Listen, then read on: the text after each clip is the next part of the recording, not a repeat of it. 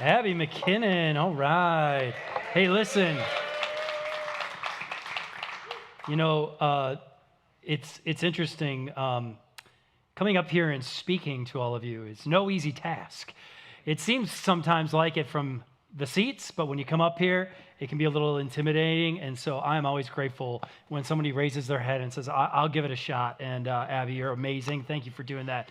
Hey, boy, Tyler, would you bring the lights up a little bit for us as we go into the sermon here? I want to just let you know we are headed into this sermon series. We're in it right now because we are Genesis 2.0, and we've been looking at the values and the priorities of our church. And as I prepared for this message, I went back and I looked at the message that I gave 5 years ago on this very topic. And I read through it, and I was kind of like, this is pretty good. And so it's not exactly the same, but man, it was like inspiring to me just to read it again. And so I'm happy to share what God has really given to me in this area. You know, in the year 2000, that was like 800 years ago, for those who are young. In the year 2000, I was in college at the time, and my college, believe it or not, was the very first college in the United States to have Wi-Fi campus-wide. I went to a tiny little school in the northwestern corner of Iowa. Don't know why they chose us. Most of you probably don't even know where the northwestern corner of Iowa is. And yet they chose us to be the very first campus to have Wi-Fi, wireless internet. I was able to have my own laptop in the year 2000 with Wi-Fi capabilities across the entire campus. And so for the first time in my life, I could sit outside and send emails. I could search the internet without any cords attached to my computer. I could very easily pirate music from Napster in the middle of our outdoor courtyard. Now, I'm not saying that was the right decision. I'm just saying that you could do it, and it was easy, okay? It was revolutionary, it really was. And people didn't even really know it existed, even while me and my fellow students at the campus were using it. Now, at the same time that this was all happening, there was this other technology that was starting to come onto the scene in the area of computers and the internet, and it was called MSN Messenger or AOL Instant Messenger. Do y'all remember this? Some of you remember that, right? It was amazing because it was this prehistoric version of texting, right? You could talk to somebody just by typing on your computer anywhere in the world in real time. Nothing like that had ever existed before. And no longer did you have to wait for a response to an email or get a call back, nor did you even have to be next to a phone. You could just simply get on there, you could see who was on, and you could just start talking. My wife and I, when we first met, we would use this early in our dating relationship, and we would stay up late talking on MSN Messenger. In fact, to this day, I believe you still have our conversations from when we dated. I don't even know if I want to look at that, but I mean, it was a big deal. And you didn't have to be by the phone, you didn't have to do anything. Which, speaking of the phone, the cell phone at the time, it just started getting into the hands of regular folks. You know, by the late 90s, it started to take off as a thing. And then by the early 2000s, people really started to have cell phones as a regular part of their daily life. And then came 2007. And do you know what happened in 2007? The iPhone came out. And with the release of the iPhone, there was this whole new technology that enabled us to talk to one another in a way that we hadn't really used before that. Now, there was a little bit, but boy, with the iPhone, this took off, and it was text messaging. In fact, in 2007, it was the first time that people texted more than they made phone calls. Today, some of you never make a phone call, and you are so glad for texting, aren't you, right? Some of us, we've just gotten so used to this technology. It marked the very first year that Americans especially decided it's going to be easier to connect with people via text than even a phone call. But then, 1 year later, came a revolution that we now use as a primary method for connecting in our world. Facebook. In first year of Facebook, more than 100 million people, mostly college students at the time, began connecting through what would eventually be referred to as social media. By 2010, the number of users had risen to more than 600 million. And by 2012, more than 1 billion people were using Facebook and other social media platforms. Today, There are an estimated 5 billion people who use social media. There are only around 8 billion people in the world. And here's how they actually break down by platform. Facebook currently has about 3 billion users. TikTok has 1 billion users. Instagram has 2 billion users. X, formerly known as Twitter, 565 million users. You know, all this technology, all the way back to my 2000, junior year in college and free Wi-Fi and all this stuff, all of it was intended to do one thing: connect us to other people. The internet, instant messaging, text messaging, social media, Zoom, it was all created to help you and I connect with each other. Now, technology has done all sorts of other things to connect us, right? And it happens at light speed, how quickly this happens. Sometimes you don't even realize it's happening, and it's just revolutionizing the world. For instance, you can download an app right now. You could purchase a plane ticket and fly to Japan within a 24-hour span. 100 years ago, none of that was even possible, right? And I can send a message to my friend in New York and get a response within seconds. That used to take weeks. So revolutionary is all of this that the effort to connect people is a $1 trillion industry. Companies spend and make billions of dollars to keep you and I constantly connected. It's an amazing time to be alive. And yet, studies show that we are the loneliest people to ever roam the face of the earth. In fact, it's so bad that about 5 years ago, they started referring to this as the loneliness epidemic. More people report feeling lonelier than ever before in recorded history. And so bad is this epidemic that people aren't only experiencing the emotional toll of loneliness, but they're also experiencing the physical toll of it. People who experience long bouts of loneliness experience high blood pressure and cardiovascular disease, reduced immunity, inflammation, and poor sleeping habits. Which means that for all of our attempts to be connected to each other throughout this world, for all the text messaging, social media platforms, Zoom calls, and iPhone iterations, people are literally dying from loneliness. In May of this year, I just read this. In May of this year, the U.S. surgeon released this statement regarding this very epidemic.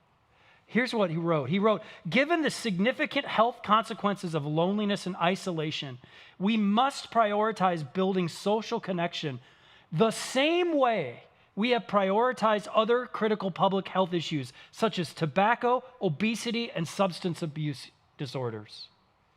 Together, we can build a country that's healthier, more resilient, less lonely, and more connected." The U.S. surgeon has decided the way that we've decided with things like tobacco and obesity and drug habits, we're going to treat loneliness in the same way. The health effects are just as bad for us. And it's so disheartening to hear because it is the opposite of what God intended for us. We were created for relationship. When God created Adam, he immediately determined this is not good for this guy to be alone. And so he created Eve. And a relationship was built. And in that moment, God said something to his creation. You are better together. You are created for relationship. You could even argue that apart from our need for God, there may be no greater need in our life than to be connected to other people, which is likely why we have a hard time functioning and surviving without it. When you look at the loneliness epidemic in our world, the reason that people are feeling so lonely and experiencing the effects of that is that they were created for connection. And when you remove that, it's a bit like removing a resource and an absolute need that we have in our lives, like food or water. Things happen. So the question becomes for us today, and it's become a question that we've asked as a church: how do we connect in a way that God intended when he created us? Social media and texting, those are all fine and good. But clearly, they are not the solution to us being intimately connected with one another. If they were, we would not be talking about this today, right? We wouldn't be talking about loneliness epidemics, but we are. So how do we connect in a way that God intended when he created us? Well, we're going to dive into this question. In this series, we're unpacking the mission of this church. If you've been here the last couple weeks, you've heard we started with our mission statement to be a thriving community of changed lives, changing lives. Last week, we looked at what it means for us to lean into a mission priority we call following Jesus. And 5 years ago, I did this very same series. And after we had established what we believe to be a clear and compelling way forward as a church, and I'll tell you what, as I review this stuff, and 5 years later, we still believe every single word of it. So grab your phone, open up your YouVision app, and as we look at the second of our 4 mission priorities today, which is connect with others. Now, since its inception, the church has been a place for people to connect with purpose. It's one of its main priorities. In Acts 2, we see the first church doing exactly that. Acts chapter 2, verses 40 through 46, it says, "And all the believers met together in one place and shared everything they had. They sold their property and possessions and shared the money with those in need. They worshiped together at the temple each day, met in homes for the Lord's Supper, and shared their meals with great joy and generosity." Even Jesus exampled the need for us to connect with purpose when he called his first 12 disciples. Right? These young men, they spent 3 years in constant connection with Jesus and with each other. They weren't just his students, they were his friends. In addition, we see Jesus spend time with other people over and over and over again. People like Mary and Martha, Zacchaeus and his friends, the woman at the well. In his humanness, Jesus needed the purposeful connection with others, and he also knew that others needed the same connection with him. As the Bible began to be put together, it became very clear that being connected to others is not an optional thing for us. It is not a take it or leave it kind of thing. It's a necessity. The Bible makes it clear that if we want to follow Jesus and actually live out this mission that God has given us as a church, to be a thriving community of changed lives, changing lives, then we're going to need to connect with each other in a very purposeful way. So I want to take a look at a number of reasons why it is the Bible makes it clear you need this in your life. Here's why God created you for relationship. And here are the things that you need in your life to not just survive this world, but be sustained in it. So here are 4 reasons why we need to be connected as God intended, starting with friendship. You need friends. You need friends. I need friends. We need people in our lives we can trust. We need people who we can confide in. We need people that we can laugh with and cry with and spend time with. We need people in our lives like is described in Proverbs 17:17, where the writer says, "A friend loves at all times and a brother is born for adversity." You need a person like that or people like that in your life. You need a friend in your life who will love you at all times, even then.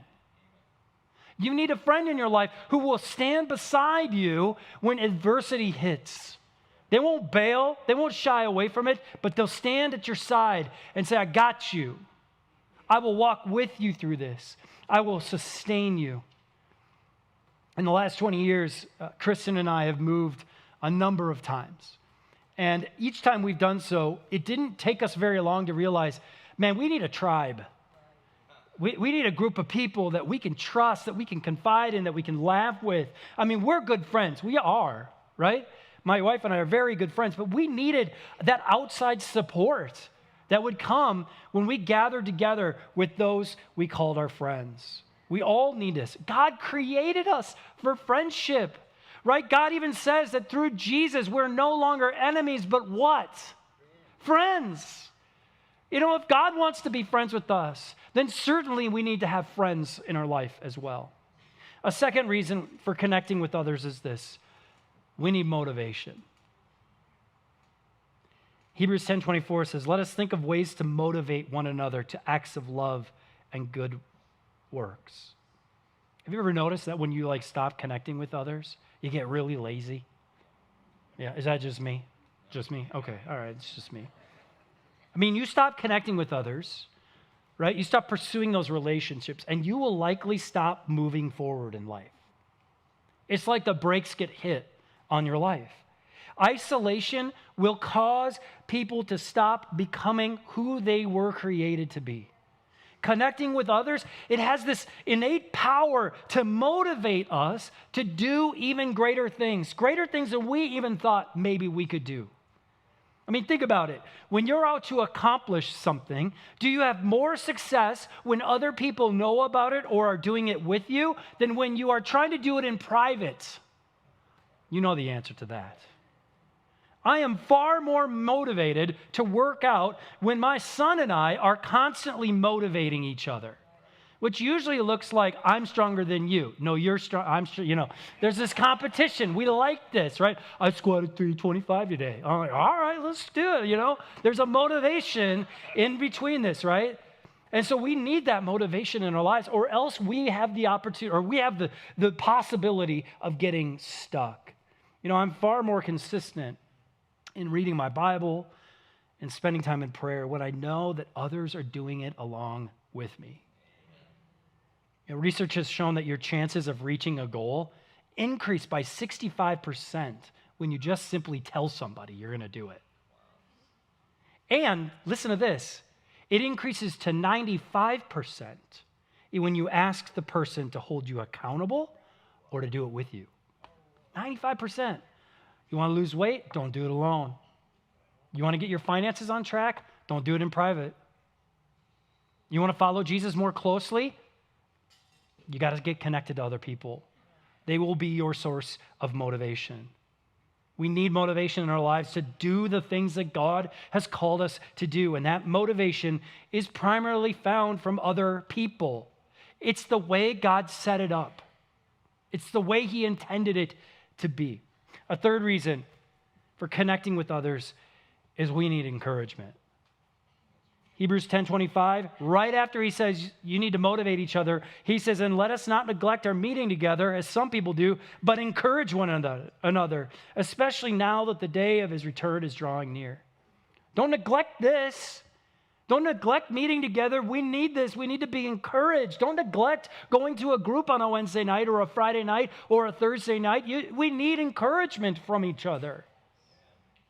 The world is really, really good at beating people down and letting us know all of the things that we're not, telling us to be something we can't, and giving us expectations that are nearly impossible to reach. The world is really, really good at making that happen, which means we need encouragement more than ever. What we need then are people who will encourage us. Continue pursuing your relationship with God. Live out who God has created you to be.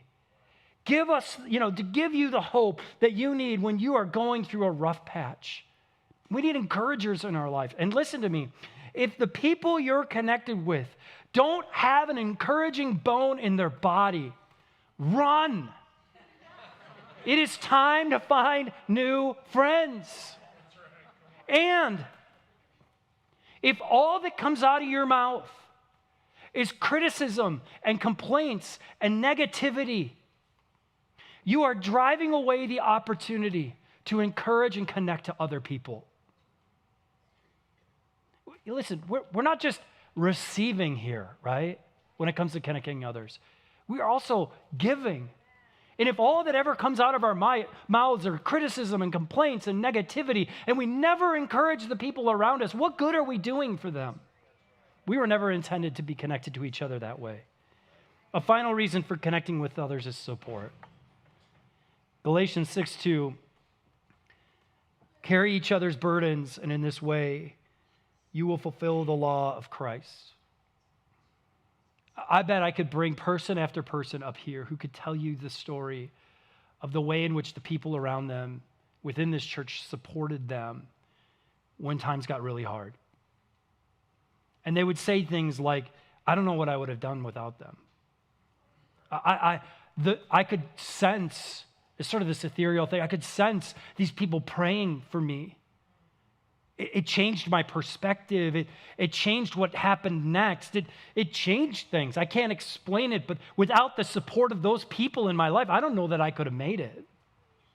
I could probably bring marriage after marriage up here who would tell you that if it weren't for the people around us, praying for us and supporting us and listening to us and helping us, I don't know if we would have made it. We need support. We need to carry each other's burdens when things come rough. And if you don't have people around you who love you and who you can trust, who are motivating you and encouraging you, you'll find that you don't have support when you need it most. And you'll find that they don't have support when they need it most. Because there's going to come a time in all of our lives when we need help. We're going to need someone to come alongside us and give us the support we need to get through whatever is going on. We might need prayer. We might need a meal. We might need our car fixed or our kids watched or a hospital visit. We might need some money. And when that day comes, will there be people that we are connected to around us? Will there be people around us to support us? You know, there have been times in my life when the people I was connected to showed up at just the right time. And I cannot imagine doing life without that. When we needed prayer, they were there. When we needed our kids to be watched, they were there. When Kristen was having to travel back and forth in 2018 to care for her dying father, our support system was there. We need each other. We need the support of each other. It's the way God intended it to be. Whether you like it or not, and some of you don't want to hear this, you need people in your life. Some of you have decided, I don't need people in my life. I could do this on my own. And you know what? In some ways, you're probably justified in some of your thinking. Because it's likely that there have been people in your life who have not befriended you, who have not motivated, encouraged, or supported you, but done the exact opposite. And I'm sorry that that's happened. But I'm telling you right now, those bad things happen. I get it, but it doesn't change that deep, desperate need we all have to be connected with other people. You need people. You need the right people, okay, in your life. You need to be connected to people in a way that gives your friendship and motivation and encouragement and support, that allows people to love you. It allows people to motivate and encourage and support you in ways that you never knew were possible. And let's not forget this. Others need you. They need you. Being connected to others is not just about you, right? It's about them as well. There are people who need your friendship. You could be a trusted friend to someone who has never had one before. Your motivation, your encouragement, your support, there are people in the world that need it from you. We don't just get connected to people for our own selfish reasons. We do it because others need us as well. I got to thinking, imagine what might happen if an entire church decided, we're going to take this really seriously. Like we're actually going to do this. Imagine what would occur if when people who aren't part of Genesis came into a church that was intentionally connecting people to each other. Remember, most people that are coming into Genesis for the very first time are coming from a world that is completely disconnected, no matter all of its efforts to connect us. Imagine if when people came for the very first time to this community, they looked around and they went, holy cow, these people actually like each other. They don't always agree, and some people like the Packers, but you know what? Sorry, Tati, that was a shot. But they really like each other. You know what? They actually love each other. Man, Listen to the way they talk to one another. They motivate. Look at how supportive they are of each other. Who do you know in your life who, if they saw a community behaving like that, wouldn't go, I'd like to try that. I think I'd try that. I'd be a part of a community like that. Because this is the community God intended to build from the very beginning when he created Adam and he said, it's not good for you to be alone. You need connection, because in this world, we need the support of our friends. We need to be motivated. We need encouragement when we need it. We need people praying for us and caring for us. Imagine what might happen in a person's life who may not know Jesus, who may not know the first thing about the church. Imagine what might happen in a person's life if a group of people began to motivate and encourage and support them. Imagine the change that might happen in our world if a church was serious about connecting people outside the church with those inside it. Because here's a critical truth that the Bible and the first church and we as Genesis Church have realized, that a connecting church is a thriving church. We say we want to be a thriving community. We don't want to just survive. We want to thrive. And if we're going to be a thriving church, we'll have to be a connected church, intentionally connecting with others. A connecting church is one that tackles the loneliness epidemic and makes a place for those who feel disconnected to one another. We want to be a place where people begin to follow Jesus and get connected to other people. We want to be a place where people are constantly making friends and being motivated and being encouraged and supported and experiencing the benefits of this unique local church. You know, we just launched groups this last week and a half. And listen, I realize there's a number of different ways that we can get connected within the church. But in the 20 years that I've been in the church, actually longer, I've been in the church for 45 years, there is nothing more powerful in connecting other people than in a group of 8 to 12 people. Now, look, I have already started hearing stories of people who have gotten connected to one of our groups, and it is amazing to hear the stories. I've been hearing about the women's group on Friday night. Ladies, yeah. And the thing that I keep hearing is, I met so many new people I'd never met before. I made new friends in one night. This is what we want for our community. And we believe that in a group is a great place to begin doing that. It is a primary place where we get to know people and each other beyond Sunday morning. And it's the primary place where people learn to follow Jesus more closely and experience true, supportive, motivating, encouraging community. A group is an intentional connecting place. It's us saying, listen, I was created for this kind of connection, and I'm not going to deny it or ignore it. And so I'm going to get in a group, as uncomfortable as that might be for some people, as challenging as that might be to go to that first time, and I'm going to sit with people who I believe will be my friends, who will support me, who will encourage me.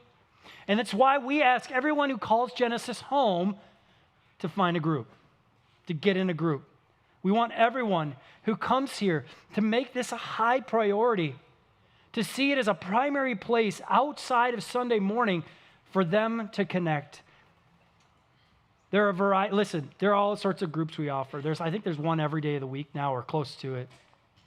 And you can go online, you can text us, you can write hey, I want to learn more about it if you haven't done it yet. And if you just did it and you skipped the first meeting, there's lots of grace. Go to the next one, right? And some of them meet in homes and some of them meet at church, and they're offered at different days and times, all as an effort to help you get connected to this deep, loving community of people who believe in Jesus. We want you connected. We need you connected. Other people need you to get connected. It's what's best for you. It's what's best for the church. It's a mission priority of ours to connect with others. Say it with me. Connect with others. We need it. And by the way, we don't just do groups because we're like, hey, this looks like a good idea. We do it because this is what Jesus did. Right? Jesus was like, you know what? If I'm going to do this, if I'm going to carry out this mission that God sent me on, I'm going to need a small group of people to gather with every day. And so he gathered together 12 guys, and he said, listen, we're going to do this together. And we're going to spend time together. We're going to eat together. We're going to travel the world together. You know, we're going to become friends. We're going to fight together. We're going to figure it out together. You guys are going to fight over who's best. And I'm going to tell you you're all idiots. This is what's going to happen. We're going to do it together. And so we believe, look, if Jesus did this, oh man, then we got to do this. We may need this more than ever. We want to be a thriving community. And thriving communities, church communities, are those who connect. And so we want everybody in a group. We want everybody getting connected, because when you do it, like the disciples, it has the power to change the world around us. Let's pray.